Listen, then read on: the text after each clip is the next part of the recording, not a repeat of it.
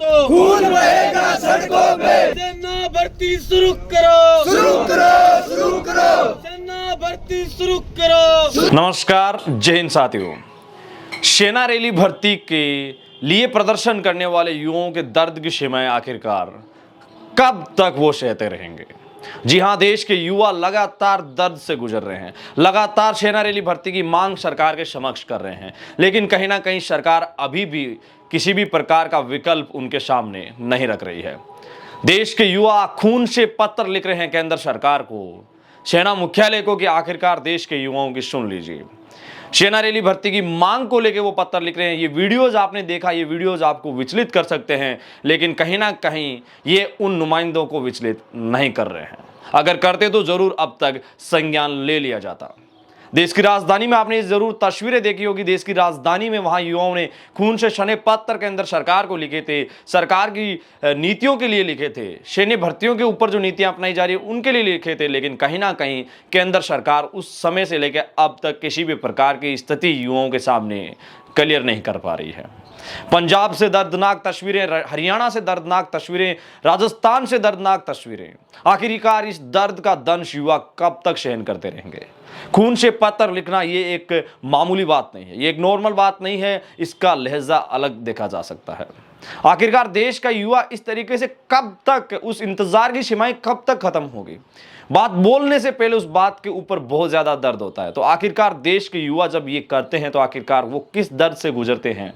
वो समय जब ये चीजें वो करते हैं उस समय उनको दर्द किस तरीके से होता है? आखिरकार उस दर्द से ज्यादा दर्द उनकी भर्तियां न होना है।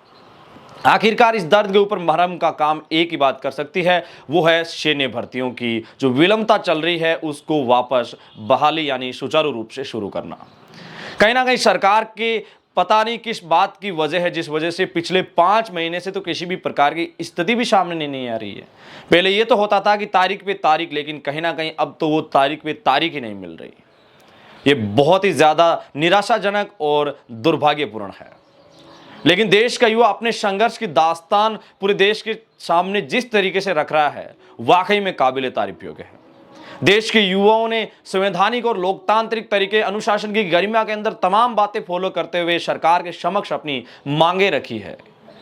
खून से लिखे पत्र की बात करें या राजस्थान से पैदल चल के 400 किलोमीटर वहां दिल्ली पहुंचना, देश के रक्षा मंत्री जी के साथ बात करना, तमाम संघर्ष के रास्तों से गुजर के सैन्य भर्तियों का एक ही मुद्दा सरकार के समक्ष रखना, लेकिन अभी तक इसके ऊपर किसी भी प्रकार का संज्ञान न होना, ये कितना दुर्भाग्यपूर्ण है, ये हम और आपके लिए बेहद ही सोचनीय है। लेकिन हम केवल सोच सकते हैं, संघर्ष कर सकते हैं, लेकिन इस संघर्ष को विराम लगाने का काम है वो कहीं ना कहीं हमारे जो नुमाइंदे हैं, जो हमारी सरकार है वो कर सकती है।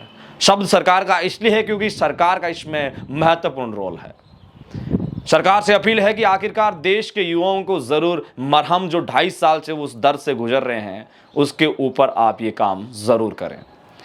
और उसकी सबसे बड़ी एक बात आपके लिए है कि उनको 2.5 साल से ज्यादा उम्र की छूट सैन्य भर्तियों में दे दी जाए।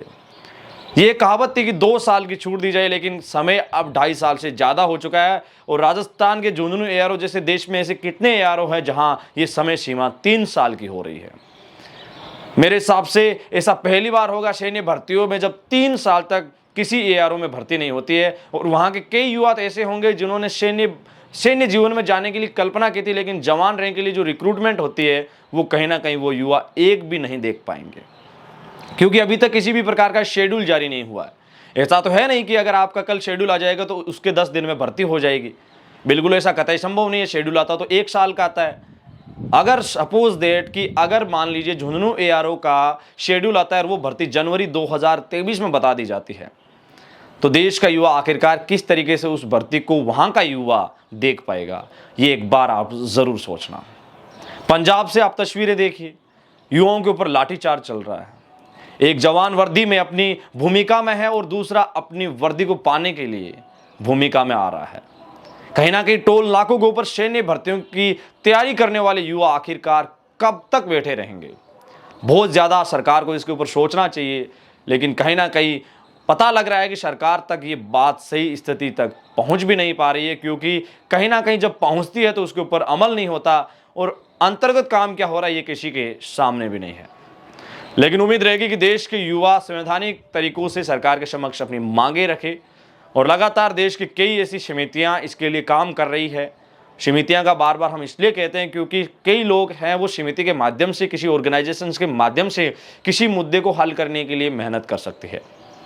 तो साथियों, आपसे हम्बल रिक्वेस्ट रहेगी कि आप लगातार अपने संघर्ष की दास्तान और सटीक जो संघर्ष है उसको करते रहिए। आपका संघर्ष उम्मीद है कि जाया नहीं जाएगा और बेहद कम समय में हो सके तो सरकार इसके ऊपर अमल भी करेगी, ऐसी हमें उम्मीद है। लेकिन हमारी उम्मीदें 2.5 साल से जाया जा रही है। लेकिन कहते हैं ना कि एक पत्थर आपका ज़रूर काम आएगा, इसलिए मेहनत लगातार करते रहें और कहीं ना कहीं उम्मीदों को ज़रूर बनाए रखें। आप देख रहे थे एडी आर्मी पॉइंट। इस वीडियो से रिलेटिव किसी भी प्रकार के सुझाव हो हमें कमेंट सेक्शन, इंस्टाग्राम हैंडल या मेल के माध्यम से भेजिए। आपके सुझावों को हम हमेशा सैन्य मामलों के जानकारों के साथ साझा करने के पश्चात वहाँ से सही सटीक इनपुट जो मिलते हैं वो वापस आप तक साझा करने का निरंतर प्रयास करते हैं। सो उम्मीद है कि एडी आर्मी पॉइंट परिवार के अगर आप सदस्य नहीं हैं तो इस परिवार के सदस्य ज़रूर बने। अपने मेजबान धनेश को दीजिए इजाज़त। मिलेंगे एक और ताज़ा सटीक विश्लेषण वीडियो के साथ। तब तक के लिए जय हिंद, जय भारत। वीडियो के अंत तक बने रहने के लिए पूरे एडी आर्मी पॉइंट परिवार का दिल से शुक्रिया।